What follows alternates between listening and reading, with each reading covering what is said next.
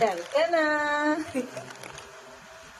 মানে এটা দেখানোর মানেটা কি? একটা খাবারের মধ্যে প্রিয় খাবার আমার, আর যেটা আনতে মিস করে না আমার ছেলে একদম, একবার বুঝে গেছে তো আমি ওকে বলিও না যে ভাবি আমিষ, যে মনে করে নিয়ে আসে কোথাও বেরোলেই, পড়তেই হোক কলেজেই হোক বাজারেই হোক, এই জিনিসটা নিয়ে এসে দেয় যে মা ভালোবাসে। তো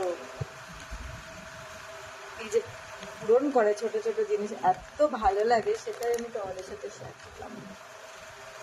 মনে করে নিয়ে আসে যে মায়ের পছন্দের একটা জিনিস, আজকেও নিয়ে চলে এসছে। তো রোজই খেয়ে নিয়ে শেয়ার করা হয় না, তো আজকে শেয়ার করছি। আমিও বাচ্চাদের মতো এই কুরকুরেটা ভীষণ পছন্দ করি, আর আমার ছেলে যে ভালোবেসে নিয়ে আসে, সব থেকে বেশি ভালো লাগে আমার, তাই শেয়ার করলাম।